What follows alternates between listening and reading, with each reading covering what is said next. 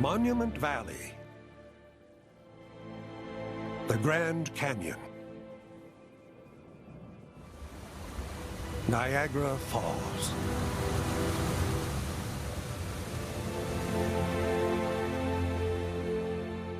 These ancient wonders show how nature's forces have shaped the face of our planet on a vast timescale.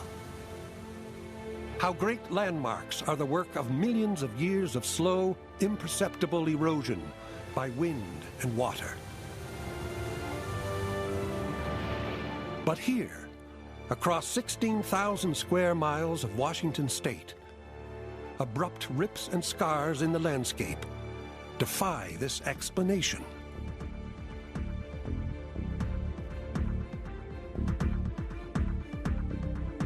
What could have formed these tall canyons and immense dry waterfalls?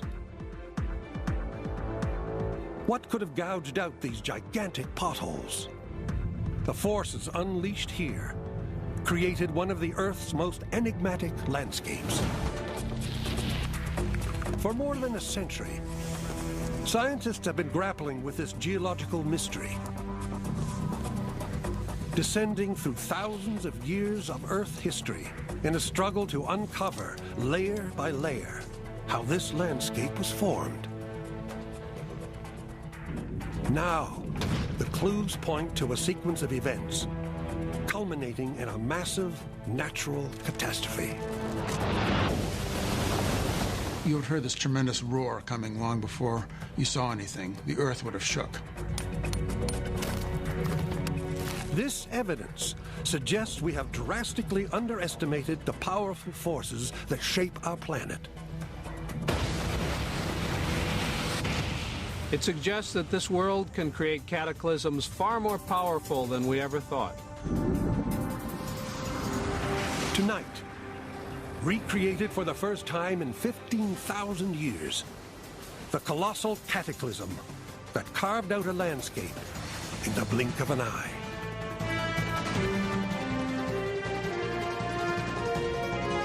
Mystery of the Mega Flood. Next on Nova.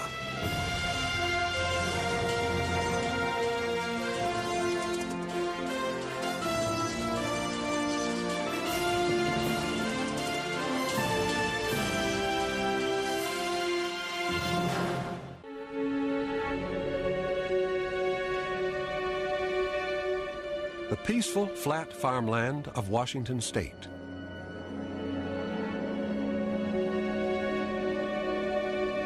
But after hundreds of miles, it changes. And in the distance, a very different landscape appears.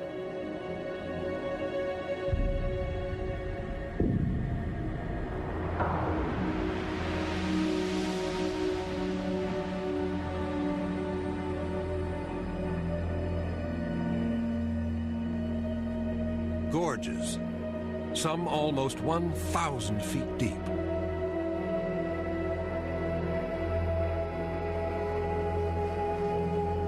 A waterfall, 5 times wider than Niagara, but without any water.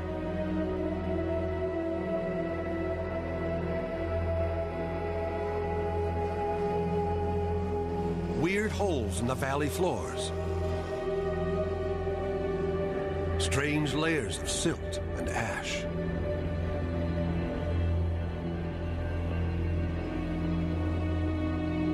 And over the whole area, huge boulders are scattered as if a giant had dropped them there.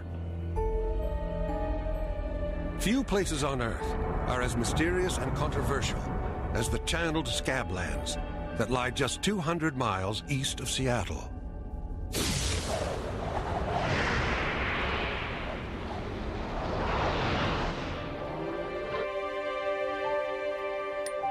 For over a century, scientists have been struggling to explain what forces could shape this unique place. But for much of that time, they were unable to account for it.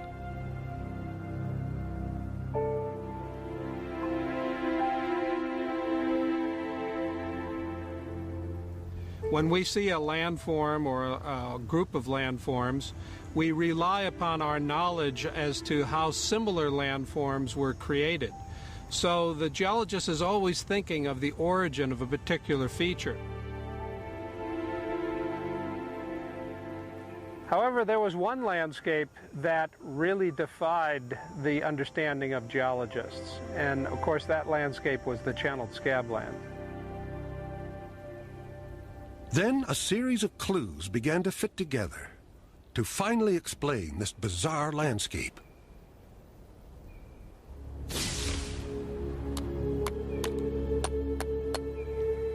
And it came about from the study of rocks.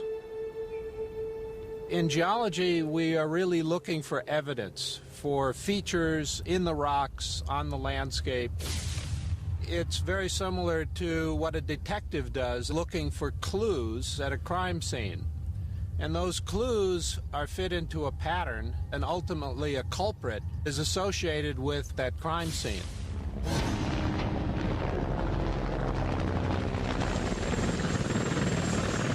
It's wonderful to be flying over one of the most interesting parts of the United States. Even the first explorers and first settlers who came in this area recognized this as truly remarkable topography. And they realized that this was something like the earth having been subjected to wounds and sores. So they called this scabland. But you can't really get a sense of the scale of this unless you get out onto the landscape yourself.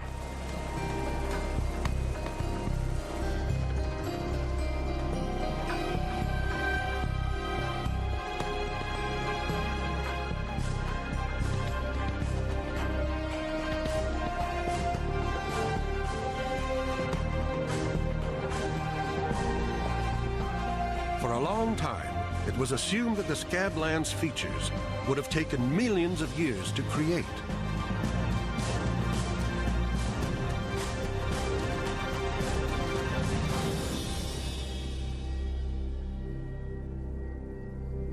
One obvious way this could have happened was by the gradual erosion caused by rivers. After all, some of the most dramatic landscapes in the world have been scoured out by rivers. A lot of the features in this valley do appear at first sight to be related to rivers that may have come through the valley. But some features require fast and violent river action, while others, like this huge hill of gravel, appear to have been laid down by large, slow-moving rivers over millions of years.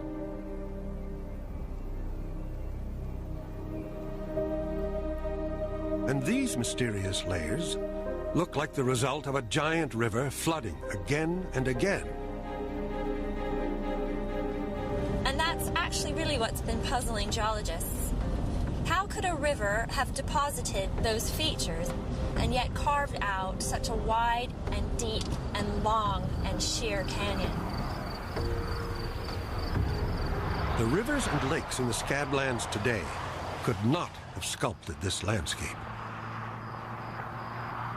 This water is part of a modern irrigation system and was not here when the scablands were created. The only river big enough and old enough is the Columbia, which is 50 miles away, and there is no evidence it ever flowed through the scablands.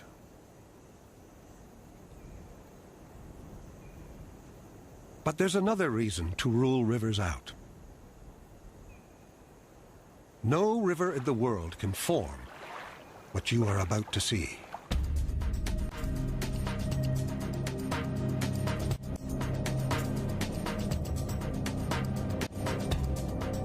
You will not find these anywhere else on Earth. These enormous potholes are one of the strangest geological features on the planet.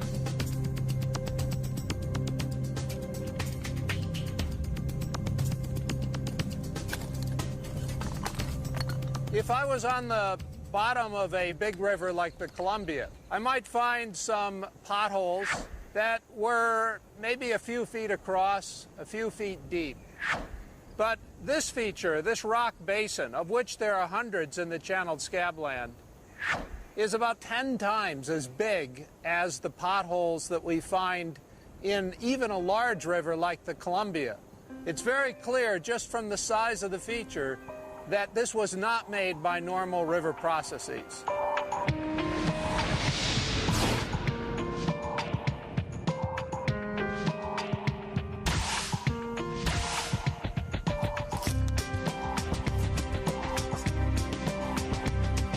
This revelation turned the Scablands into one of the most perplexing geological mysteries.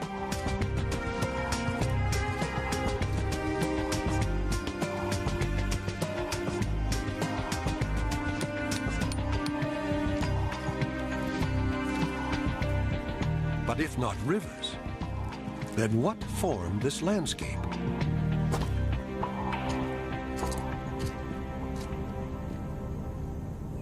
Boulders like this one pointed toward another possible culprit. How could this 100-ton giant have been dumped on the edge of this 1,000-foot precipice? It's made of granite, and granite is not native to the Scablands.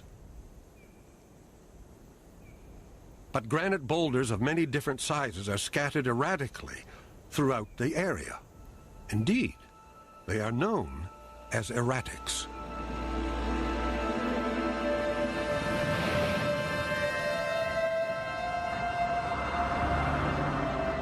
There is one force on Earth that can put this boulder up here, and it is not a river. It is something else.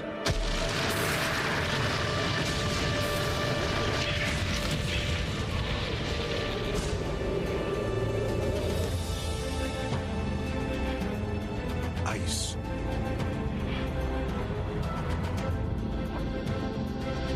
Ice can carve through solid rock and can help build mountains.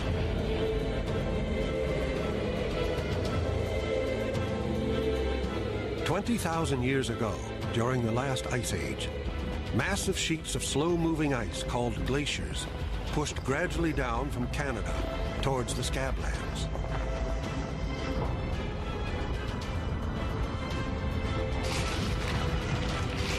Glaciers move down valleys, carving out new landscapes as they go. They rip out rocks from the valley floor, and these erratics then travel within the ice, sometimes for hundreds of miles, until they're left behind when the ice melts.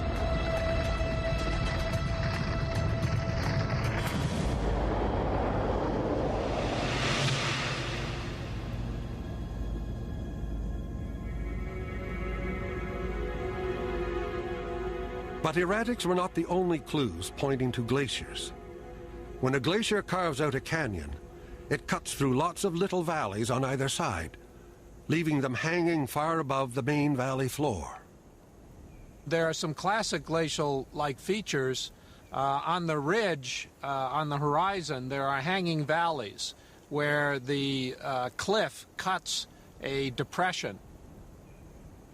In glaciation, the glacier enters a valley, it enlarges it, and it cuts off the tributaries, leaving them hanging. So it was natural to have as the hypothesis that glaciation may be the origin of some of these large features in the channeled Scabland. Yet again, it looked as if the culprit had been found. Surely glaciers, working over thousands of years, must have created this strange landscape. But there was a problem. The ice sheets that flowed down from Canada during the last ice age never reached the Scablands.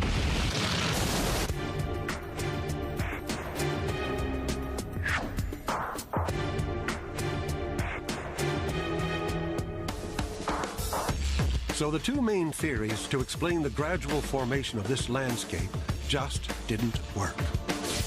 River erosion could not explain giant potholes, and ice was too remote from the Scablands to create these hanging valleys.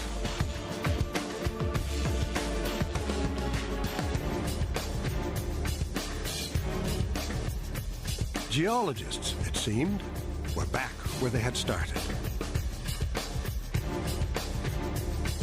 Each time they attempted to explain the riddle of this tantalizing landscape, they failed.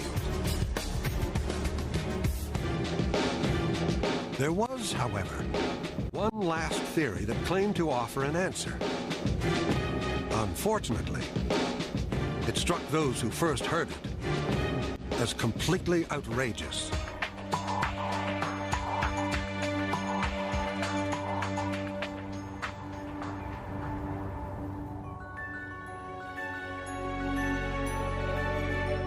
During the 1920s, a geologist named J. Harlan Bretz outlined a theory of what he thought had really happened to the Scablands.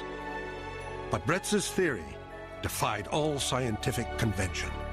He claimed the Scablands were not the result of a slow geological evolution, but of an enormous catastrophe that had happened almost overnight.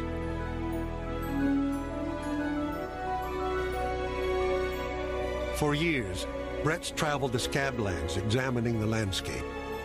Eventually, one feature would clinch his argument, although it would take him decades to recognize it.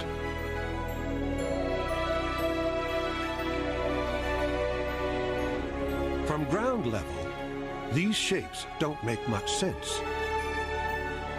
Bretz must have walked over thousands of those things, but they're so big in the field he had no idea what they were. He didn't guess what they were. Bretz would not see aerial photographs of these hills for many years.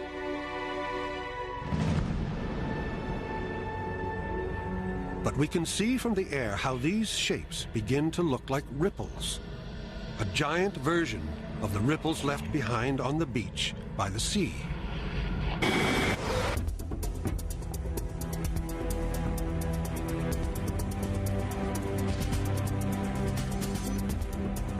Even without this key observation, the years Bretz spent patiently examining rocks and other features of the Scablands convinced him only a vast volume of water could account for all the evidence.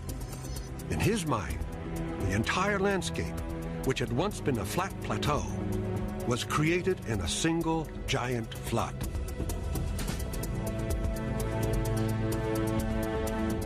But as Bretz well knew, his geological colleagues, understanding that the Earth was billions of years old, firmly believed that landscapes such as the Scablands must have gradually formed over long periods of time.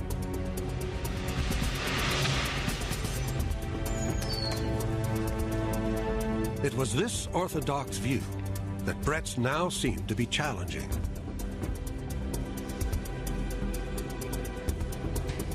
Since the 1820s, geologists had come to think on good evidence that most landforms and most deposits on Earth had formed over long periods of time by ordinary processes of rivers and ocean waves and what have you. Bretz comes and offers this immense catastrophe, altering the landscape essentially overnight. And it just didn't square with the way geology had been put together at the time.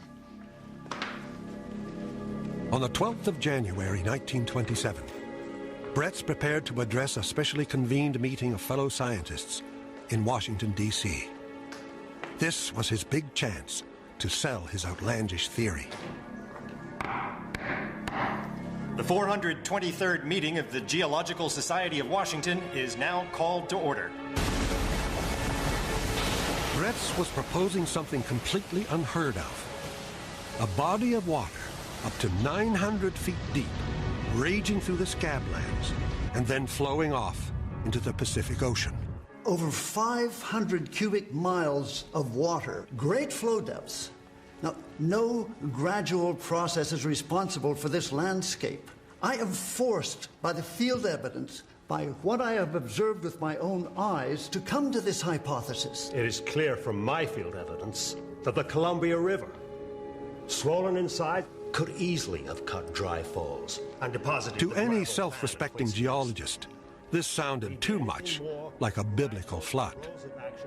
They dismissed Bretz out of hand. This did not happen overnight, but over many thousands of years. To suggest otherwise is ludicrous. The implication was very clearly that Bretz was committing a kind of heresy and that he should listen to these elder statesmen of the science and rethink his hypothesis. Even if you were convinced by his unbelievable idea, Brett still had a problem. Where did the water come from? And Bretts can't tell them where the water came from. It's one of the big problems with the whole idea. To convince his colleagues, Bretts needed a source. How could so much water, traveling at ferocious speeds, suddenly appear out of thin air?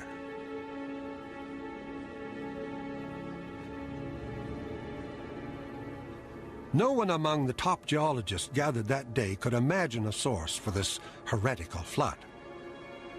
Well, almost no one. Sitting in the audience is J.T. Pardee. Pardee supposedly leans over to a colleague and says, I know where Brett's water came from. That this formation... But it would be more than a decade before Pardee revealed his secret. During that time, Bretts remained firmly in the geological wilderness.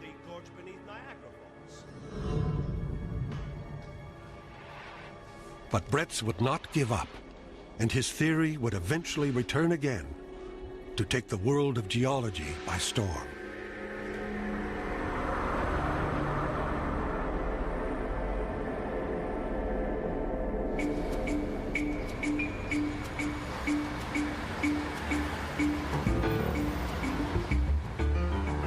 This is Missoula, Montana. It lies 250 miles east of the Scablands.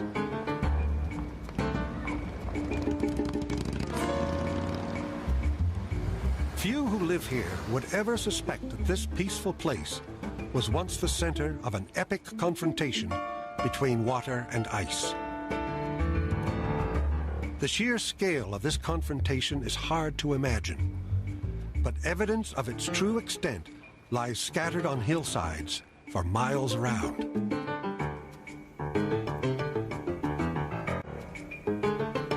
For a long time, no one could work out what made these marks. It was only when geologists discovered some scrapings on a rock that an unusual idea unexpectedly emerged. These marks, scratches as it were, on the bedrock represent the erosion of a large glacier that moved into this valley. This evidence gave rise to the possibility that the glacier created a lake by damming a river.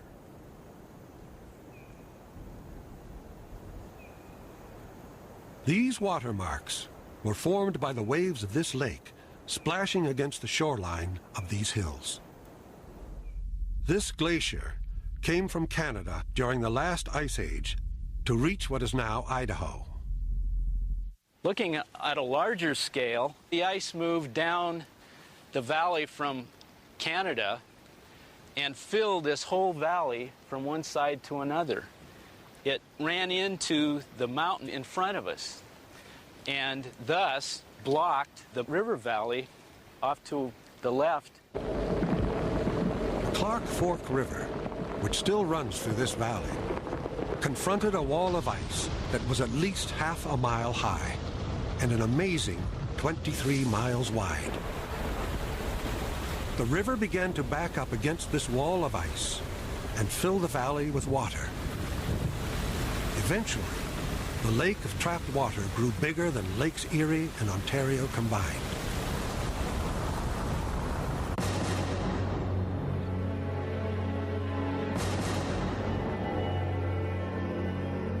It was this lake that made these watermarks, and if it were still here today, it would drown Missoula, Montana, in well over 1,000 feet of water.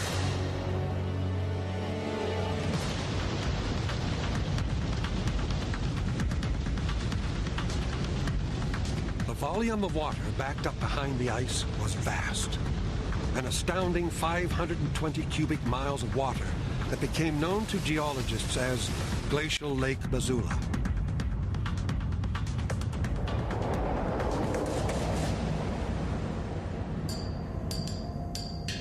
This valley was once the bottom of Glacial Lake Missoula, and it holds vital clues to solving the mystery of the Scablands. But what could it have to do with a place that's 250 miles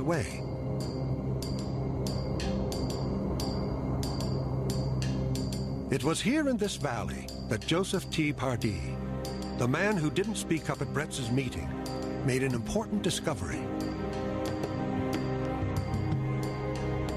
He knew from the watermarks that there was once an enormous lake here, but there was no evidence that it had ever been anything but static, until he noticed these ripples. Those are huge ripples, like ripples on the floor of a stream, but here, instead of being inches high, they're 10, 20, 30, 40 feet high and spaced 200, 300 feet apart. They're enormous. It was when he saw these ripples that Pardee came up with his own extraordinary theory. He proposed that Lake Missoula had somehow emptied, and as it poured out, the lake water pushed up the gravel on the valley floor to create these giant ripples.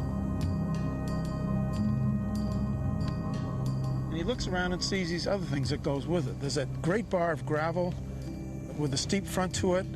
There's the pass up there that is sharply eroded. There are these rocks all over the ripples that indicate high speed of current. And there was something else about the ripples that Pardee noticed. They seemed to point straight towards the Scablands. Here is a huge body of water, and it's discharging at a fantastic rate, headed right towards Bretz's Channel Scabland.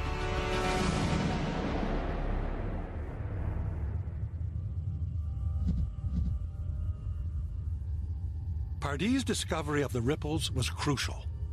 At last, he'd come up with a possible source for Bretz's giant flood. But there was one question he and his colleagues couldn't answer.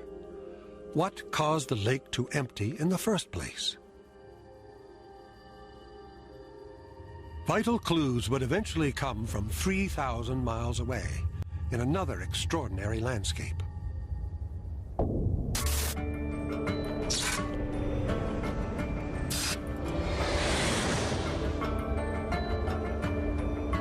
This is Iceland.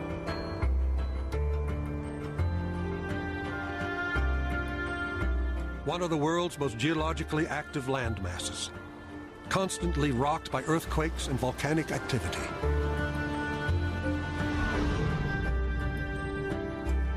This island, on the northwestern tip of Europe, is home to strange lava-filled formations, and it also has more glaciers than all of those in Europe put together.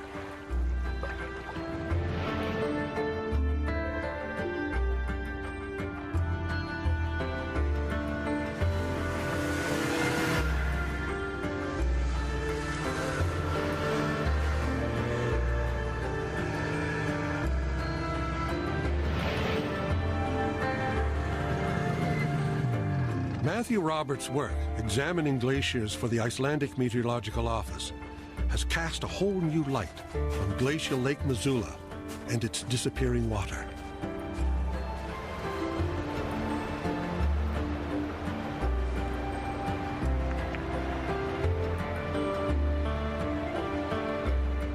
What you are looking at now is a modern-day wall of ice.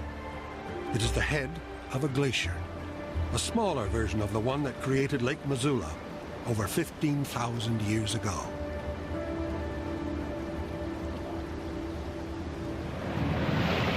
This glacier is massive. It's about 300 feet thick, but that's tiny in comparison to the glacier that formed Glacial Lake Missoula, which was at least 10 times thicker. In this example here, the ice has flowed across the valley to the other side, forming a plug. This is exactly the same setting as what would have occurred at Glacial Lake Missoula. When glacial ice blocks the flow of a river and water builds up behind the ice, scientists call it an ice dam. From his work studying ice dams here, Matthew Roberts and his colleagues have come up with an extraordinary explanation for how Glacial Lake Missoula might have emptied.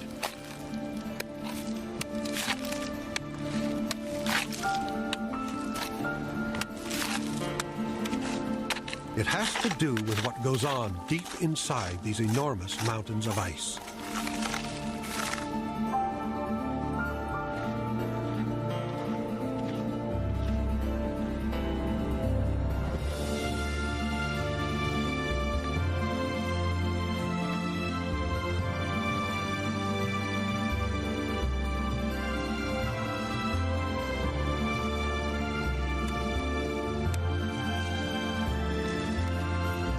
His theory is based on data from seismometers which monitor tiny ice cracks opening hundreds of feet deep inside this massive glacier.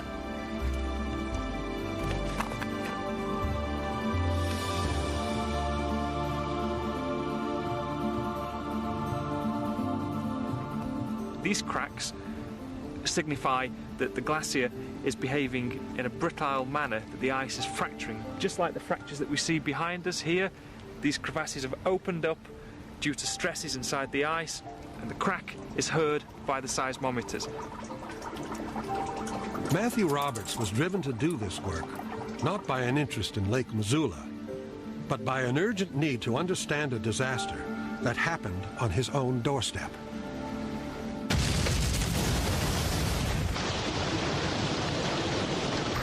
In 1996, a wall of water cascaded through southern Iceland, causing incredible devastation. It was the result of an ice dam collapsing.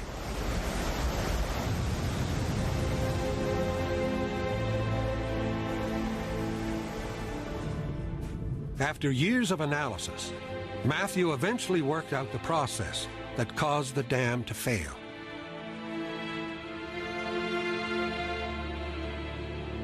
Normally, water freezes at 0 degrees centigrade and forms ice. But deep at the base of an ice dam, the sheer amount of pressure stops the water molecules from expanding. If they cannot expand, then the water cannot freeze. This results in what is known as supercooled water, which can stay liquid at several degrees below freezing. Then this highly pressurized supercooled water begins to force its way into tiny cracks in the ice.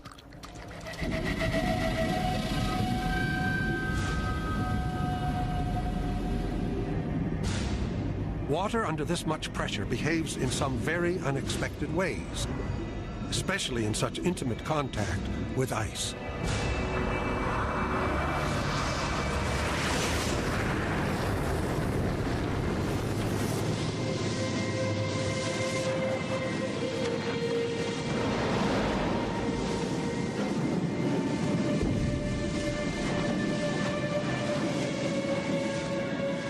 This is the first small step in a chain of events that can end in cataclysm.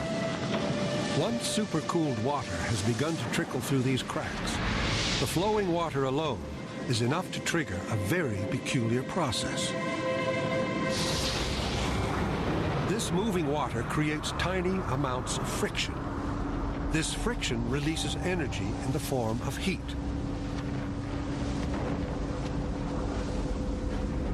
As the water moves through the glacier, it melts the ice.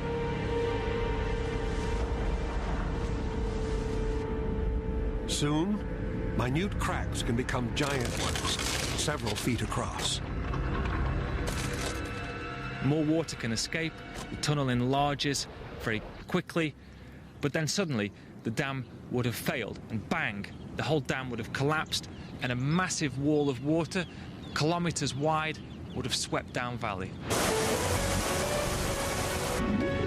This process caused the 1996 Icelandic flood, and scientists now believe it was responsible for what happened thousands of years ago at glacial Lake Missoula, when a half-mile-high wall of ice suddenly collapsed, allowing the entire lake to empty.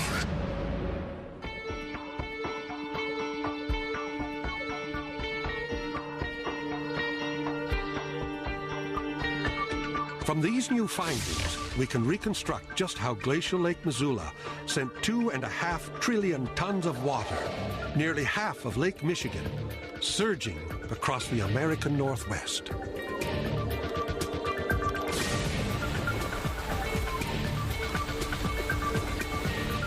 First, river water built up for years behind the ice dam. Then, as it reached depths of several thousand feet, the pressure grew, forcing molecules of supercooled water into cracks at the base of the glacial Lake Missoula ice dam. What started as a minute trickle of water quickly hollowed out a series of tunnels in the ice that fatally destabilized the whole structure.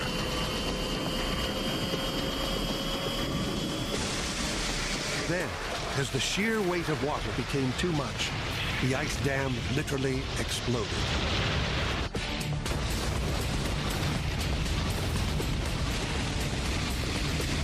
Leaving a gaping hole, a mile or more wide, through which a sea of lake water erupted. You would have heard this tremendous roar coming long before you saw anything. The earth would have shook. Imagine the loudest noise you've ever heard and multiply that by 1,000 times. The sheer speed and volume of this incredible mass of water churned up those huge ripples and left behind watermarks as a record of its vast size.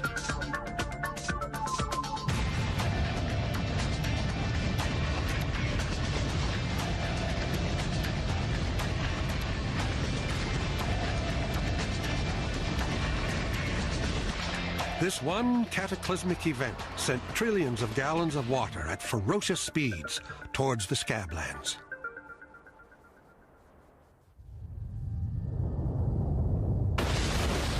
This is how scientists believe the ice dam collapsed and how glacial Lake Missoula emptied. But could this single event have created all the extraordinary features in the Scablands?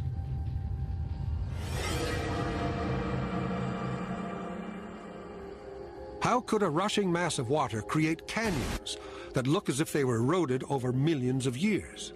Like this one, known as Dry Falls, 20 times the size of Niagara Falls. How could water transport these giant erratics that are normally carved out by glaciers? And how could it form these strange potholes found here on such a monumental scale?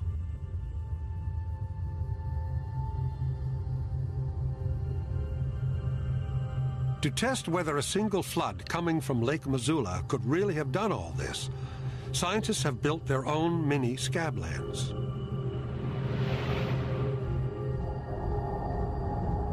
Here, the Earth Surface Dynamics team at the University of Minnesota has constructed a scale model of the Scablands and poured water over it to represent the failure of glacial Lake Missoula.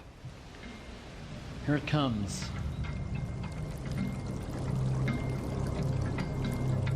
The rushing water doesn't simply disperse over a wide area. It gouges out channels and then erodes them into extraordinary shapes.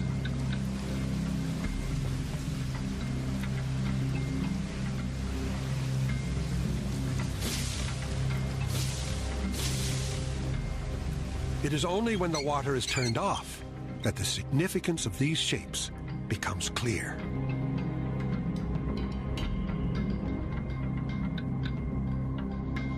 We're seeing the same essential set of processes. In fact, it's one of the remarkable things about these natural systems is that the same fundamental sets of processes can occur across a very wide range of scales. They're what we call scale independent.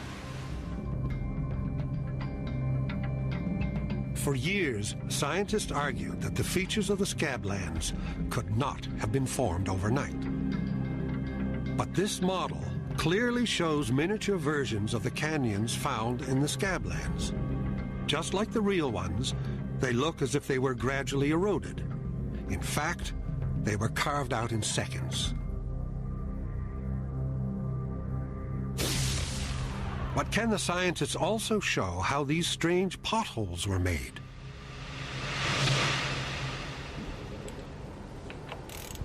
This water tunnel demonstrates the effects of water moving at high speeds.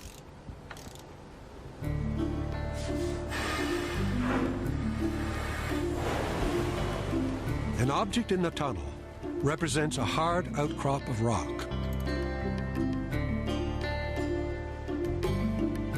At first, the water flows around the object without any apparent effect. But then they turn up the speed. A stream of minute bubbles appears. When those bubbles burst, they burst with immense force against the object.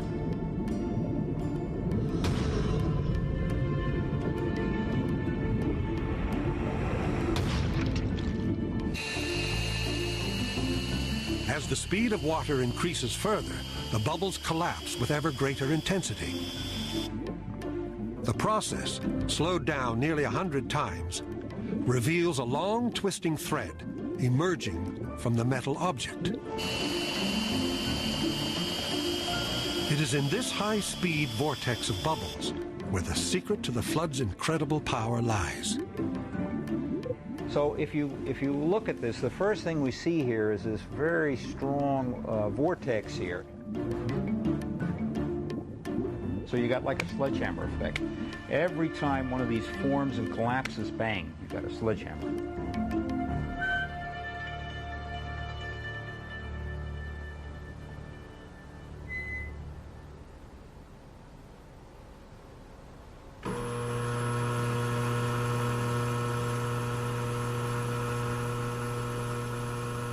So could bubbles really gouge holes out of solid rock to resemble the potholes in the scablands?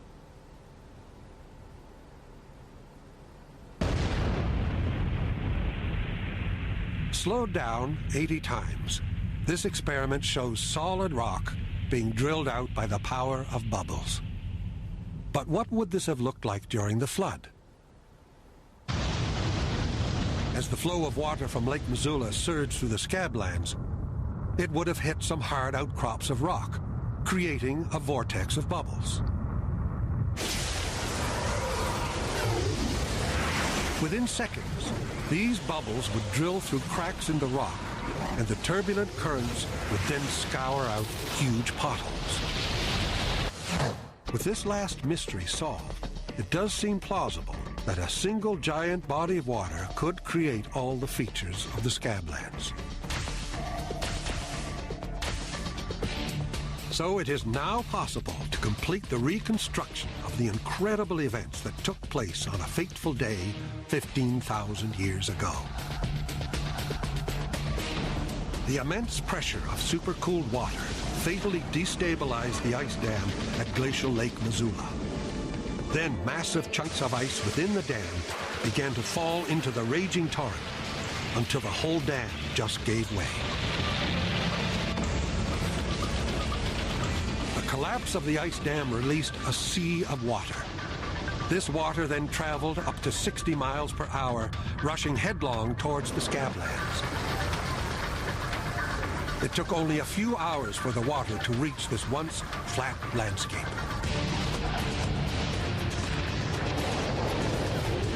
In places, the water was a staggering 800 feet deep. As this volatile torrent flowed ever more quickly, it gouged out miles of rock. It carved out cliffs and canyons, including the massive feature that is known today as Dry Falls.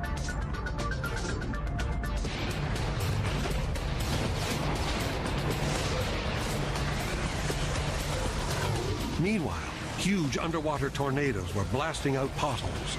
The bubbles that formed these tornadoes imploding with enormous force and penetrating deep into the bedrock below.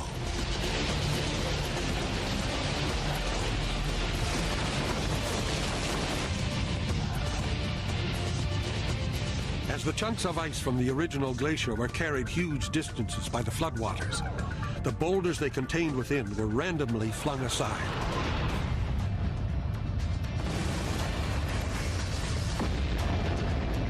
When the floodwaters receded and the icebergs melted, they would reappear scattered all over the scabland.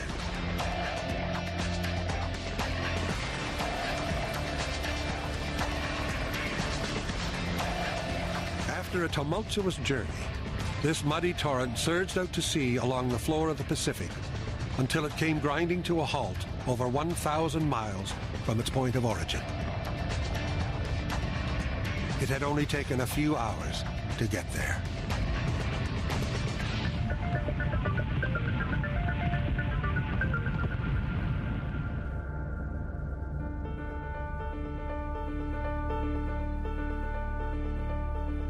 "80 years ago, J. Harlan Bretz shocked the geological establishment with an idea that was seen as heresy.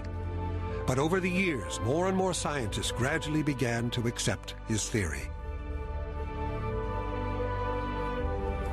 Oh, I think Bretz was absolutely delighted to see the vindication of his ideas. I think it all culminated in 1980 when he received the highest medal of the Geological Society of America, the Penrose Medal, which was the final and ultimate recognition that he, in his catastrophic flood hypothesis, had generated one of the great ideas in the earth sciences.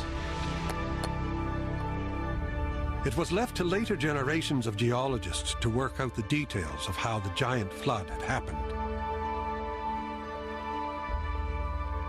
Their research not only confirmed Bretz's outrageous hypothesis, but has recently revealed that, if anything, Bretz was not outrageous enough. For there may have been more than one giant flood.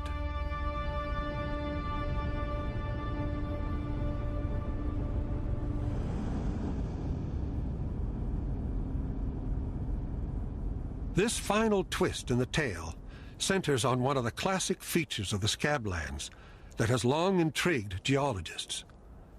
This canyon with its many layered deposits. Richard Waite has been studying these deposits for over 20 years. It was assumed that these layers were formed by changes in the speed of one giant flood, known as pulses. But that was before he discovered something odd, a white line within the sediments. This is what caught my eye first time down in the canyon. It's an ash layer from Mount St. Helens. We've analyzed it. Once you become familiar with these ash layers, they become old friends, so I knew what this was. It's an ash layer from Mount St. Helens. It's about 15,000 years old.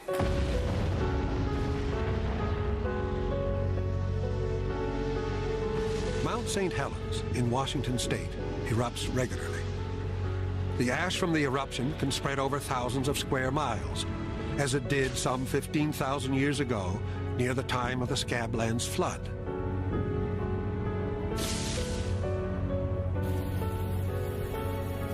At first, it was thought that the ash had fallen into the water and drifted down into these layers. But could a layer of ash really sink through hundreds of feet of turbulent floodwater to form this amazingly neat, clear line? This whole column would be full of mud and sand and silt, and to have something settle through it and come out like this is impossible. This suggested something completely new. That all these layers weren't laid down together. It's clear evidence that periodically during the accumulation of this sediment that there had to been dry land. And the implication of that is that there wasn't just one giant flood. Perhaps there were many. After one super flood swept through the Scablands, the floodwaters drained, and there was a period when the land was dry. It was then the ash fell, before another super flood hit and laid more deposits on top.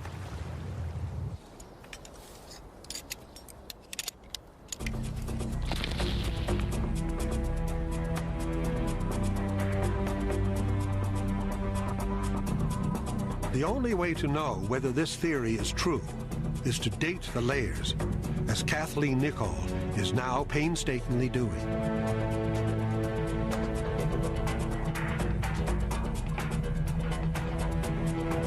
This is a really thick sequence of rocks, and by looking at the age of the bottommost unit that we can sample, and then the topmost unit, we'll be able to see if it's one great big flood that stacked up a lot of sediment, or whether it was a series of floods coming in every few years, perhaps, over many thousands of years. It will be years before Kathleen has dated every layer, but her first results show that the top and the bottom layers of the canyon are 20,000 years apart.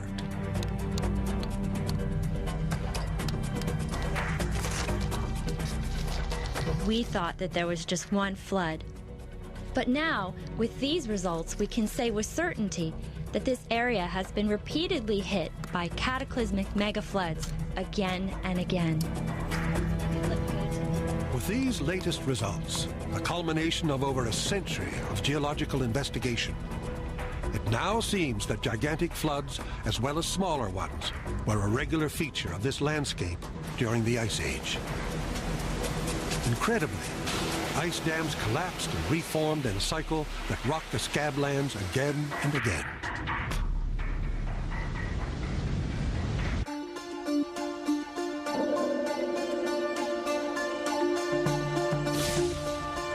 Despite the conflict between a catastrophic view of the scablands and the standard view of gentle, continuous change, we now know the truth is somewhere in between.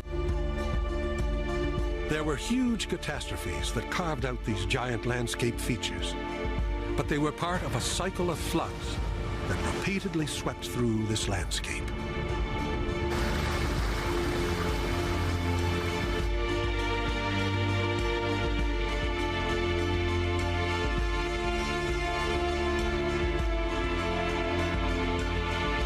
The channeled scabland is one of the most fascinating landscapes, and the tremendous catastrophic floods were probably the most spectacular things that happened on the planet.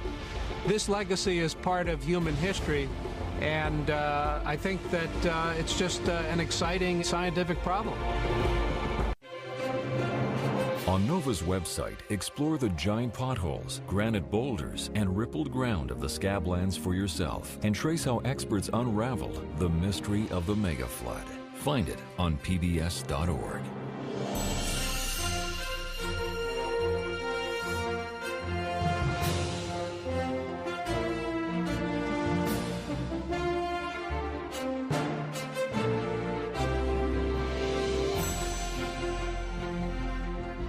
To order this show or any other NOVA program for $19.95 plus shipping and handling, call WGBH Boston Video at 1-800-255-9424.